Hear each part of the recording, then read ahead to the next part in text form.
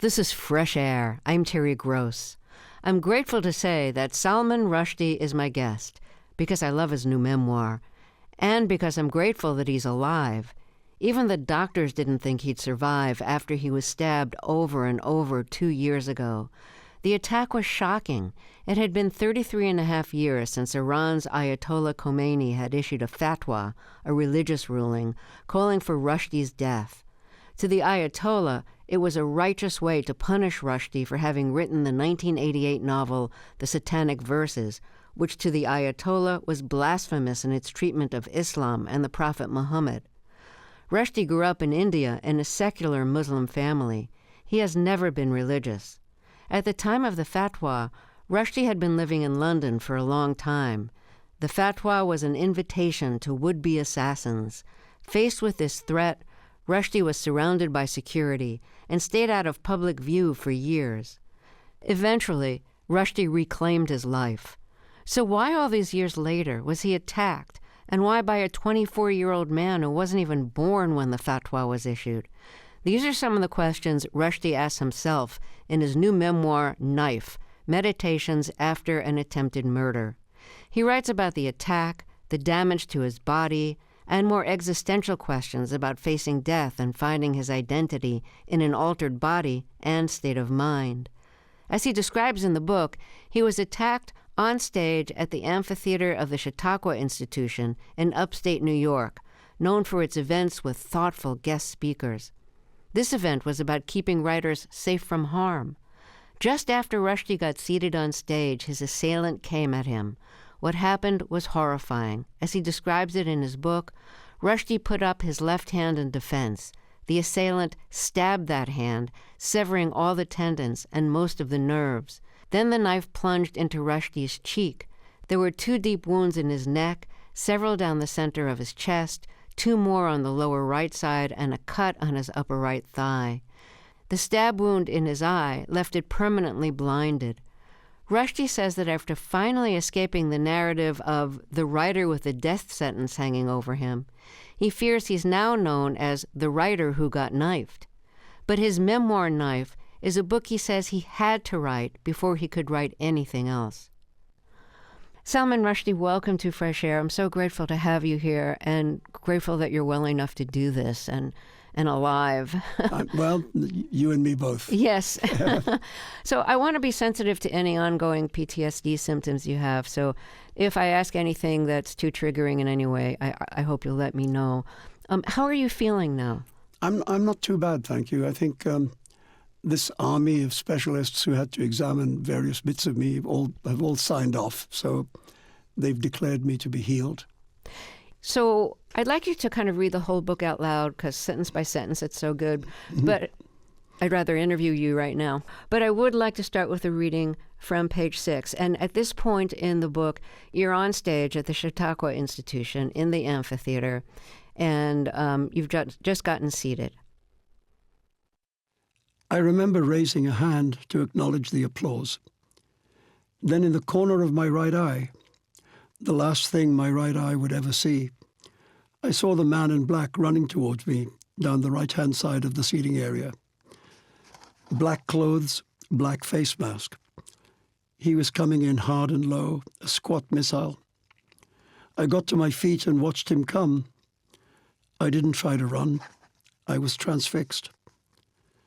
It had been 33 and a half years since the Ayatollah Ruhollah Khomeini's notorious death order against me and all those involved in the publication of the Satanic Verses. And during those years, I confess, I had sometimes imagined my assassin rising up in some public forum or other and coming for me in just this way. So my first thought when I saw this murderous shape rushing towards me was, so it's you. Here you are.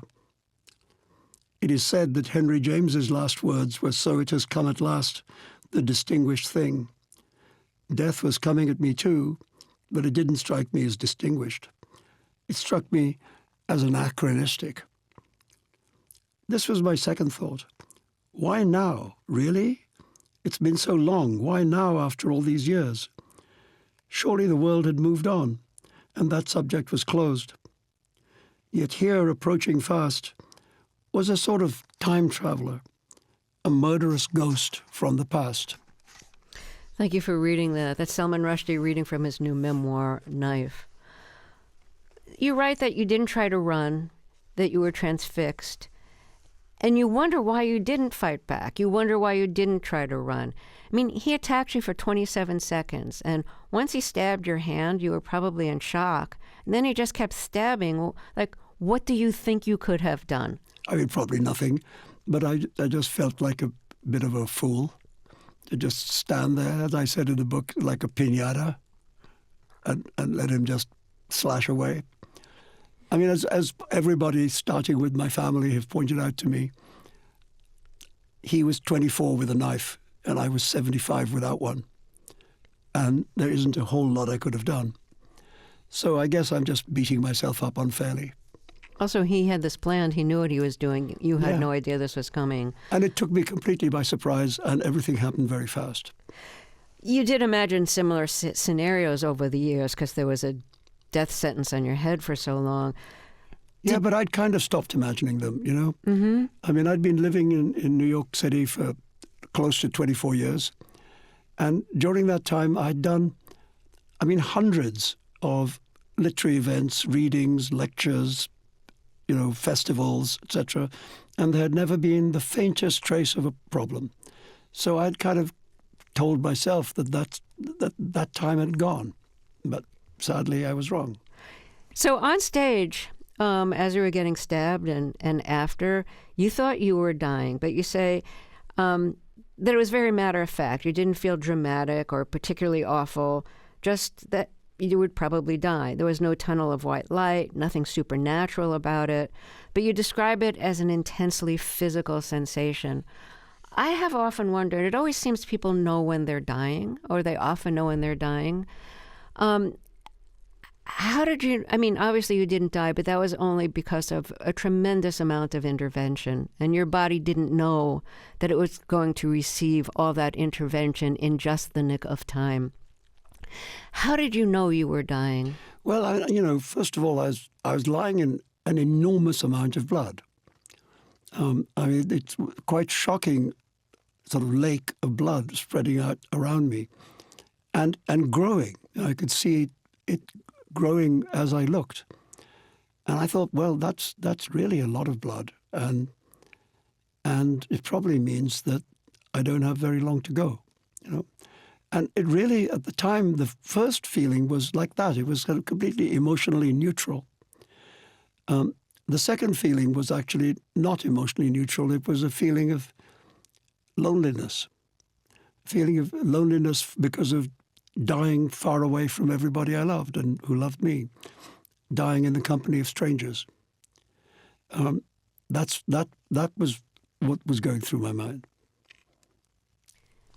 When you say that your first thought was matter of fact, that you're dying, outside of wishing that you were with people who you loved, your wife, your family, close friends, did you feel like resignation, regret? Were there memories you were having? No, I wasn't having any flashback memories. And I wasn't really thinking about resignation or regret. I was just thinking, okay, this is where I am. This is what's about to happen. And it was, ever since that attack, but starting with the attack, I felt enormously joined to my body. I felt very, very conscious of my physical being. And that's continued to be the case ever since. I have, if you like, a new relationship with my body because we went through this together. That's a good feeling, to feel united with your body. A lot of people don't. Yeah, and I don't think I particularly did before, Mm-hmm. But this was such an intensely physical moment that I felt myself in every tiny piece of my body. Did you previously feel more like a mind in a body? Yeah. So did this experience change your understanding of death or your fear or feelings about death? I think what it did is two things. That it, first of all, gave me kind of familiarity with death. I kind of know how it goes now. I mean, I didn't get to the final note of the music, thank goodness. But I kind of understand how the tune goes. But also what it has done, is to give me an enormously increased appreciation of life. You know, the reason I quote at one point a poem by Raymond Carver, written when, after he was told he had almost no time to live, and then he lived another 10 years and did some of his best work. And he said he felt like all that time that he wasn't supposed to have, he describes it as gravy. You know, every day is gravy. And I kind of feel like that now. I feel like these are days I wasn't supposed to have, and yet here I am having them. And, you know, every day is a blessing. Well, let's take a short break here, and then we'll talk some more. If you're just joining us, my guest is Salman Rushdie. His new memoir is called Knife, Meditations After an Attempted Murder. We'll be right back. This is Fresh Air. This is Fresh Air. Let's get back to my interview with Salman Rushdie. He's written a new memoir called Knife, Meditations After an Attempted Murder, and it's about the attack on his life by a Muslim fundamentalist extremist 2 years ago while he was about to speak at a festival at the Chautauqua Institution in upstate New York. The event at which you were stabbed was in an amphitheater. 2 nights before that event, you had a nightmare that you were in an amphitheater. Would you describe the dream? Yeah, I knew that the place I was going to speak was called an amphitheater, so in that way the dream can be explained. But the amphitheater in my dream was more like an ancient Roman like the Colosseum or something. And there was a gladiatorial figure looking like something out of a movie about ancient Rome, with a spear stabbing downwards. And I was rolling about on the ground trying to avoid the spear. And therefore I was rolling about in bed and thrashing around, and my wife had to wake me up. And I said, well, this is what's just happened, and it's about me being attacked in an amphitheater, and I'm just about to go to an amphitheater, and I don't really want to go. That was my immediate response. You're right. The dream, and your feeling that you didn't want to go, that it felt like a premonition, even though premonitions are things in which I don't believe. Yeah, there's a lot of things in which I don't believe that have happened. I mean, one is that.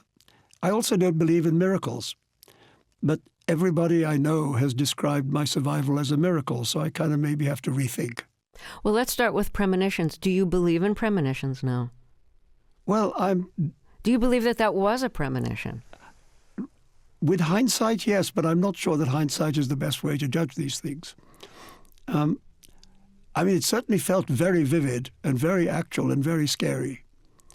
And I said, I don't want to go, which means I must have thought of it as some kind of warning. And then I kind of rationalized it, and I said, you know, it's a dream. People have dreams. You don't run your daily life because of having a bad dream. And so I decided I would go.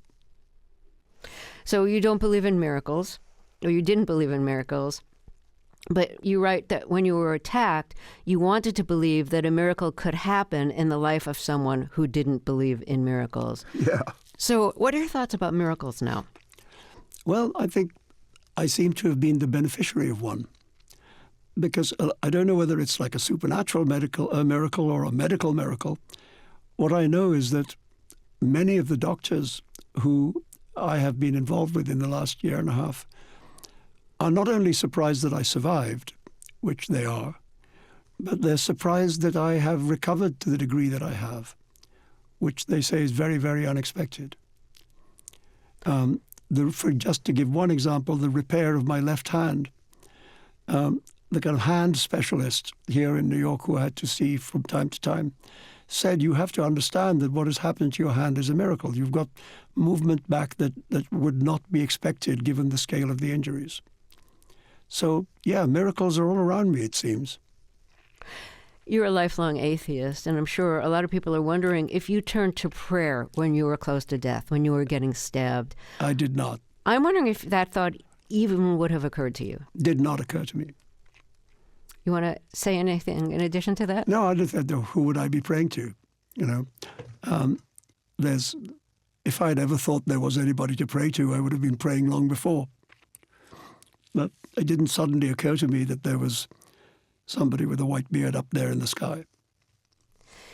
You write you don't believe in miracles, but your books do. Yeah. So explain why you don't believe in miracles, but there's a place for them in your literature, in your books. I mean, you're really drawn to magical realism, to reading books written in that way and to writing them. Yeah, I mean, I think it's partly to do with the fact that growing up in India and being surrounded by a literature composed of fantastic tales, you know, things, compendiums of stories like, but not only the Arabian Nights, the 1001 Nights, but also Indian collections like that.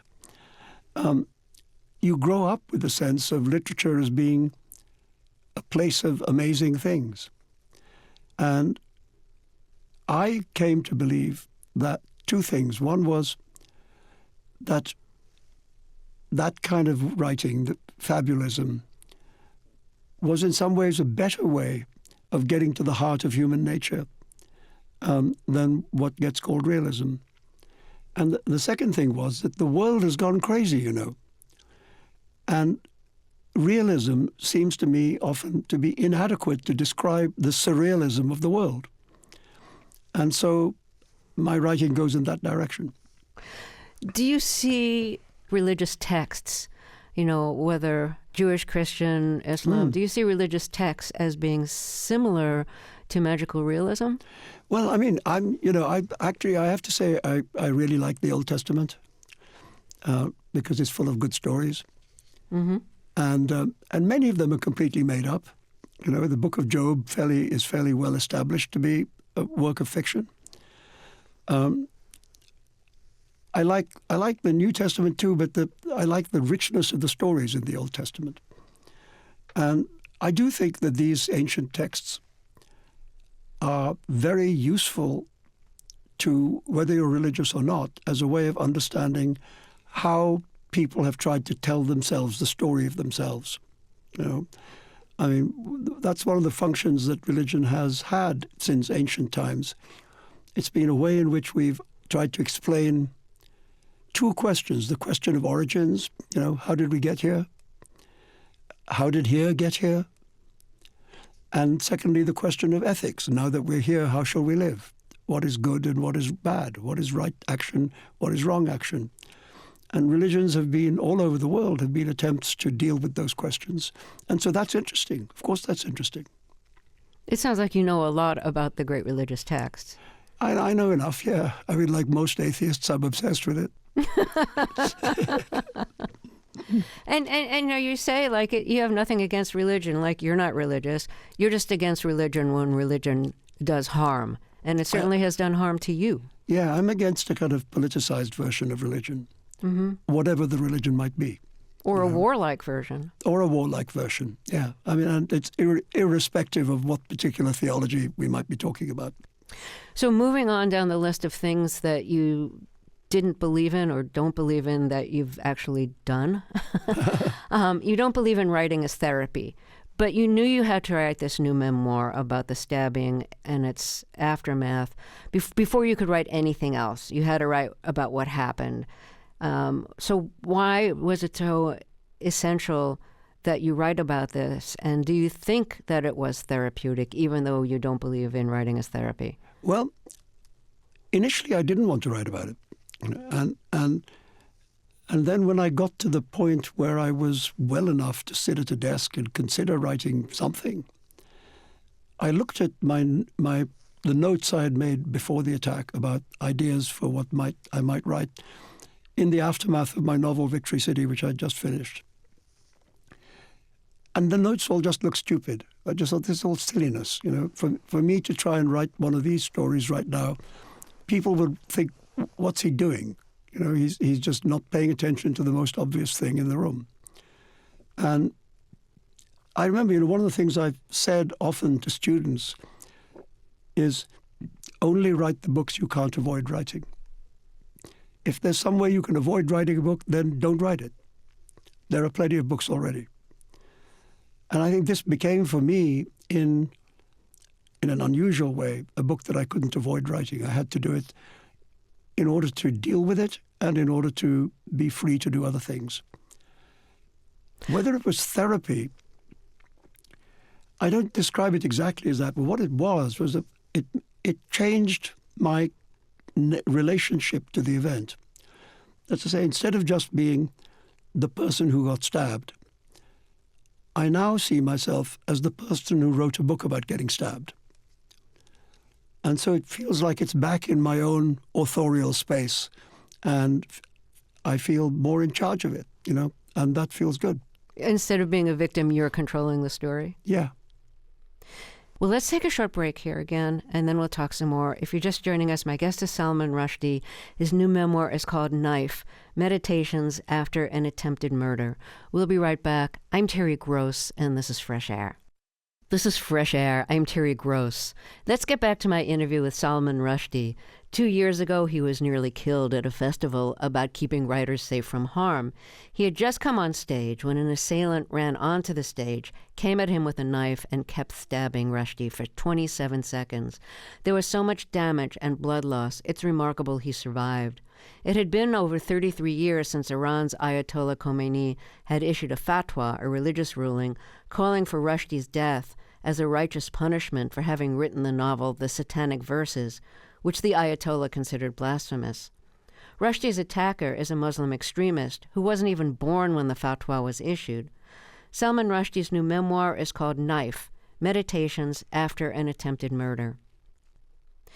Part of the problem that I think writers face is that so many of the essentials of life, the essential feelings about love and death and wrestling, whether you have faith or not, and all of that, so much of it has been reduced to cliche. Yes. That it's hard to find the words that aren't cliches. Those feelings aren't cliches, but the way we typically describe them are. And I think it's part of a writer's job to find the ways to describe those things and rescue those things from the cliches that we use to describe them. Is that one of the things you had to wrestle with in writing this book? Yeah, for sure, because one of the things I most wanted to write about was love and happiness. And, famously, it's been believed that happiness is almost impossible to write about. What's that quote that you have about white page on white ink? Yeah. Yeah, it's the French writer Montaigne who said happiness writes in white ink on a white page, so it doesn't show up on the page. But I was in a situation where I was in love and I had been happy for many years. And when I started thinking about writing this book, I asked myself, okay, there's this attack, and I want to talk about that. But beyond that, what's the book about? And I came to feel that it was about myself being in between two forces. One is a force of violence and hatred, and the other is a force of love and healing. And the first force was obviously embodied in my assailant. And the second force was embodied in my wife, Eliza, the writer Rachel Eliza Griffiths. And, since I didn't die, I'm able to say that the force of love and healing overcame the force of violence and hatred. But I felt that triangle, was what the book was about, that the book was about three people. It was about me and him and Eliza. And so I wanted to write about love, and in a more open and direct way than I've ever done before. Mm. The assailant who tried to kill you left a bag of knives right near the stage. Mm-hmm. And I know you've asked yourself, why do you need a whole bag of knives? Wasn't one good knife sufficient? But the larger question is, how did he manage to get that bag of knives through security? And the answer is there was no security. There was no security. Which is just remarkable to me. I'm sure the people who set this up feel extraordinarily guilty and bad and everything. So yeah, I think they're very embarrassed, and I think since the attack on me, they have now instituted the kind of security precautions that, had they been in place on that day, we wouldn't be having this conversation. Right, but you're Salman Rushdie, even though the fatwa was at that time 33 years in the past, and even though you were living your life normally, Yeah. as if there was, never a death threat against you. Nevertheless, you're Salman Rushdie. It might have been a good idea to have one or two people around. Yeah. And how are you dealing with that? I mean, if it was me, I would just be choking on my anger. Well, one of the things that I think has been very strange for me is that the emotion that I haven't really had in the aftermath of all this is anger. And it's as if something in my head tells me that anger would be a way of being stuck in the moment. It would be a way of not being able to get past it. And so I don't have anger.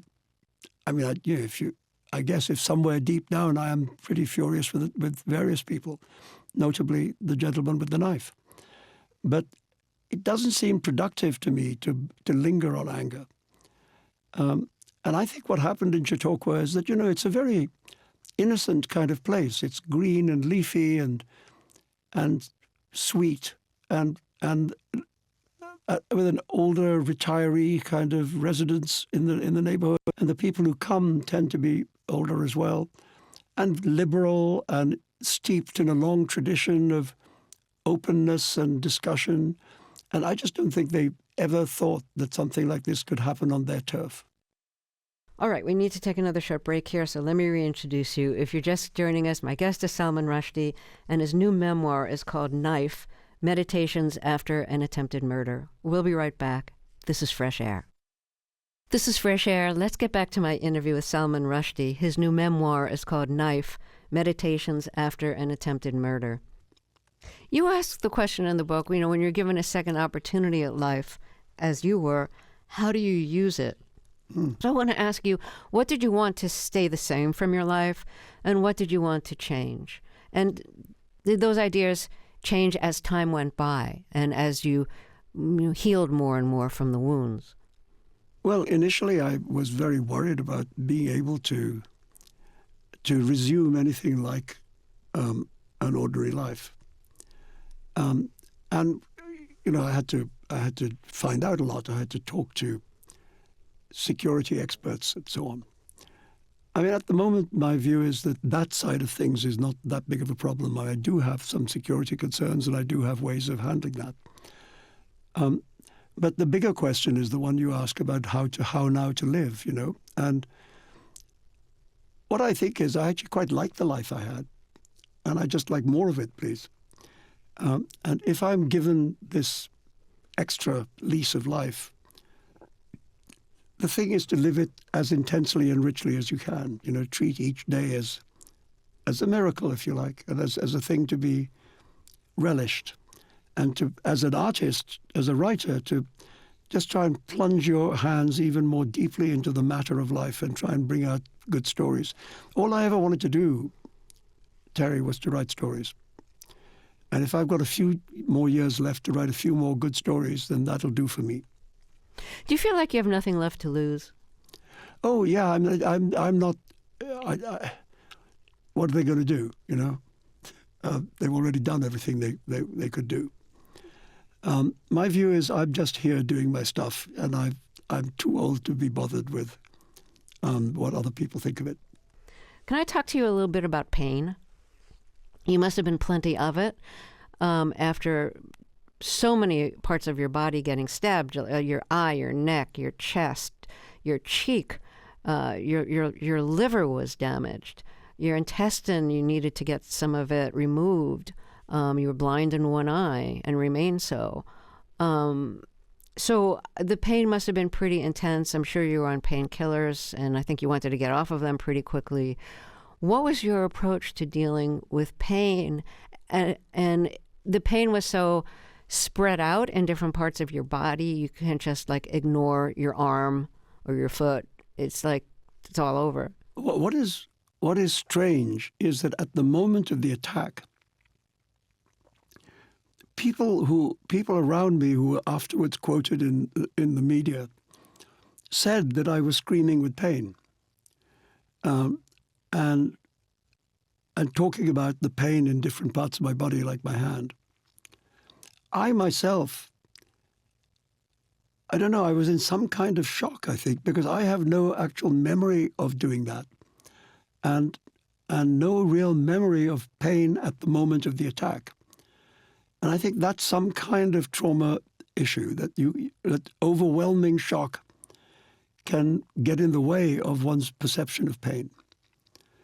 But later on, in the long, almost 7 weeks of hospitalization, there were a number of moments of extreme pain. And I'm not great with pain. I'm not particularly proud of my handling of pain. I dislike it a great deal, and I'm not brave about it. So I squealed a lot. I mean, when I, for example, when my eye was initially very swollen because of the injury, and when the swelling reduced, I was told that one way of keeping it safe would be to stitch the eyelid shut so that the eye could go on moisturizing itself. And I thought, okay. And I said, well, that sounds like it's going to hurt. And they said, no, we'll give you a local anesthetic. And when they arrived with the needle, I said, well, where's the local anesthetic? And they said, well, the local anesthetic's in the needle. And all I can say is, if the local anesthetic was in the needle, I dread to think how much it would have hurt if the local anesthetic had not been in the needle, because it hurt like hell. It being in the needle seems a little late. A little late, I thought. Yeah, typically first you numb it, then you do the needle thing. Exactly. You don't try to do it at the same time. Yeah. But so yeah, that was an unforgettable moment of pain. And my wife Eliza, who was in the room, said she finds it difficult to forget the noises of pain that I was making. Right. And there were other moments like that. Having a catheter inserted, that's pretty bad. Yeah, and you were on a respirator for a while, a ventilator. A ventilator for 24 hours or so, yes. Yeah, so did you wake up on the ventilator? Yes. Did you know what was going on? Very dimly. I was on very heavy medication. Yeah. Were you hallucinating? I was sort of hallucinating. I was hallucinating palaces made out of alphabets. Out of alpha? God, that's like a description of a great novel, right? Yeah. But literally, I was seeing architecture, palatial architecture, of which the building blocks were all letters. Wow. This says so much about you as a writer. I mean, that like you're hallucinating, you've nearly died, and you're just seeing letters. Yeah, exactly. And there were letters floating in the air between me and the other people in the room. I remember when the ventilator got taken out, I said to Eliza and her family, I said, why are all these letters on your clothes? Do you think that part of you was like trying to write? Well, it certainly was being a writer. It just indicate to me the extent to which the world of books is the world in which I live. I want to ask you about your wife, Rachel Eliza Griffiths. She's a poet, and judging from the photo of you on the book jacket, which she took, she's a really good photographer too. Yeah, and she's a novelist. And she's a novelist. And okay. She's a videographer. All right. It's disgraceful. Yes. I'm envious already. Yeah. So you'd been together since like 2016, is it? Yeah, just about, yes. Yeah. So she took on like every role that she could while you were incapacitated. Yeah. She dealt with the FBI. She dealt with the doctors and nurses. I'm sure she was on top of like making sure you got your medications. There's so much you have to keep up. Yeah. No, she was in the hospital. She just went into, she just took over everything. Yeah. And at a point where I was helpless or close to helpless. No, a catastrophe like that can really change a marriage, because suddenly, two partners who were equals in the relationship, their relationship changes. One of the partners is a patient and one is a caregiver and supervisor. Can you? And also, one of them didn't sign up for that. Well, neither did you. No, but I mean, she could quite naturally have thought. She could have walked. You couldn't. Yeah, exactly. Yeah. Exactly. So can you, I don't know, it's a very personal thing, but can you talk about what the shift was in the relationship during the period when it was like patient and caregiver? The most extraordinary thing, I think, that she did, as well as taking over all the day-to-day, was that she didn't let me see her sorrow. She didn't let me see her grief and her fear and all that. She was just always, when she was in the room with me, she was always there being loving and supportive. And she had to let that stuff out when I wasn't there, in places that I was not. And I can't imagine how hard that was to do. When you talk about her grief and her loss, are you talking about what happened to you? Or are you also talking about how it affected the rest of her life? No, I'm just saying this is a trauma that doesn't just happen to the attacked person. Right. You know, it happens to everybody around you. And so it was very traumatic for her. I mean, we were and are very deeply in love. And so she was also, you know, what happened was that when she was not with me at the amphitheater. She was in New York City. And when she found out about this attack and was trying to get up to where I was, somebody, she doesn't even remember who it was, somebody called her. It could have been somebody from the hospital or somebody from the institution, the Chautauqua Institution. But somebody said to her on the phone, "You better get up here fast because he's not going to make it." And so she had to get up there fast, carrying those terrible words with her all the way. And when she got there, she thought she might be being brought to see my dead body. Because there was a huge security operation at the airport when she landed, and people in the vehicles that were transporting her wouldn't talk to her. And so she thought, "Oh, he's already dead. They're just not telling me." That's so terrible. And so she had to go through that, you know. And if you imagine the trauma of that, otherwise, you know, she's a very strong woman, as would be obvious from what I've just been saying. But we had just such a strong bond that we did this together, you know. And it didn't actually. I mean, yes, it was obviously I was helpless, and she was doing a lot of stuff for me. But the love proved to be strong enough, is what I'm saying, and that's what we both held on to. And then there were extraordinary moments, like the moment at which I finally left hospital and was able to be in a private space. That again renews your relationship, because suddenly there aren't doctors and nurses and orderlies and endless numbers of people prodding and poking and measuring and so on. And that felt like a moment of rebirth. And the first time that I saw her cry was when we got out of the hospital and I was in bed. We had borrowed a friend's apartment to stay in for a bit because our house was beset by paparazzi. But I was in like a normal bed. And she came to be with me, and she just collapsed into floods of tears and kept saying, "My husband's home." Repeated that. Yeah. And that was the first time I saw the incredible stress that she had been under. During the period when you were helpless, was helplessness a new feeling for you? Yeah, it drove me mad.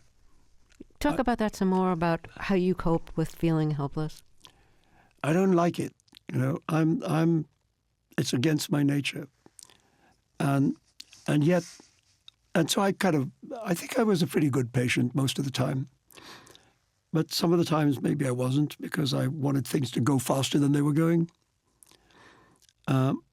Also, hospital is really not a great place to be, and I kept wanting to have an exit date. And they wouldn't give me one.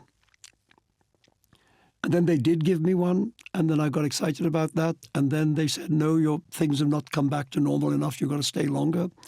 And I did have that one moment of explosion. So it just, but on the other hand, I could see that not everything in my body was working properly, and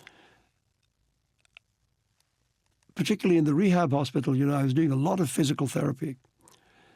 And there's a particular, I can't remember the name of it, but there's a particular test in which they ask you to perform a whole series of actions in order to see whether you've regained the ability to be safe to release into the general environment, that you won't be a danger to yourself. And I took that test several times in the rehab hospital, and I failed it a couple of times, and then I finally reached the moment when I was told I'd passed it. And that meant that I was releasable, that the physical therapist could sign a document saying it's safe for him to be released. And that felt like a triumph. Mm. They did say to me, which I'm proud of, that they thought I was very determined and that had really helped. Oh, I'm sure they're right. So I really wanted to get better. I really did. Well, let's take a break here. If you're just joining us, my guest is Salman Rushdie. His new memoir is called Knife, Meditations After an Attempted Murder. We'll be right back. This is Fresh Air. This is Fresh Air. Let's get back to my interview with Salman Rushdie. His new memoir is called Knife, Meditations After an Attempted Murder. So, the world seems to be moving further and further toward religious fundamentalism, including in two of the places where you've lived, India, where you're from, and the prime minister there, Modi, he's Hindu, and the way the country is being run now is very pro-Hindu and kind of anti-Muslim. I haven't really kept up with what the laws are. And certainly here in the United States, there's, fundamentalist beliefs seem to be becoming more and more a part of the American justice and political system. I'd be interested in hearing your reflections on that. Well, I think it's one of the great surprises of my life that religion became such a powerful public force again. Obviously, historically, it has been. But, I'm a child of the 60s. And back then, the 60s and 70s, it would have been absurd to think that we would have to worry about religion. That just wasn't. We could worry about lots of other things. We could worry about the Vietnam War. We could worry about the civil rights movement or whatever it might be. But religion didn't seem to be on the agenda. And then it made this amazing comeback. I don't have a sort of full coherent theory of why that might be. But I do think that one part of it is that we live in a world that is changing at incredible speed and in very radical ways, almost overnight, all the time. A world that people could think of as stable and constant no longer exists. What happens is constant transformation. And I think for quite a few people, that's bewildering and something they find themselves uneasy in. And so maybe they turn towards religion as being a constant and eternal and unchanging thing in a very rapidly changing world. That's one explanation. Another is that it's historically also, not just now, it's always been a great way to create a totalitarian state. You mention in the book that you have a lot of friends who have died or have gotten cancer or died from cancer, and then refer to that a whole generation of writers is leaving. And you, of course, remember when the friends who you were talking about and you yourself were like, they were the new emerging writers. They were the exciting new writers on the team. And I'm wondering what it feels like on the other end, where people are exiting as opposed to the new exciting writers. Yeah, it doesn't feel that great, I'll tell you that. It's happened to me twice, really. Once, when I was much younger, there was a group of writers who were very close friends of mine who all died around the age of 50. Angela Carter, Raymond Carver, Bruce Chatwin. And then everything seemed to stabilize for a while. And now the curtain's coming down on a lot of people. And it feels sad. It just feels like there are holes in the world where my friends used to be. And what it does for me is just gives me a sense of not wasting time. If the time left is shortening, then use it the best way you can. That's the only way to live. Well, Salman Rushdie, I'm so glad to have had the chance to talk with you again. Thank you so much, and congratulations on the memoir. I hope everything continues to improve, and look forward to the next book. Thank you very much. It's been great to have the conversation. Salman Rushdie's new memoir is called Knife: Meditations After an Attempted Murder. To keep up with what's on the show and get highlights of our interviews, follow us on Instagram at NPR Fresh Air. Fresh Air's executive producer is Danny Miller. Our technical director and engineer is Audrey Bentham. Our interviews and reviews are produced and edited by Amy Salet, Phyllis Myers, Roberta Shorrock, Sam Brugger, Lauren Krenzel, Anne-Marie Baldonado, Teresa Madden, Thea Challoner, Susan Yakundi, and Joel Wolfram. Our digital media producer is Molly Seavey-Nesper. Teresa Madden directed today's show. Our co-host is Tanya Mosley. I'm Terry Gross.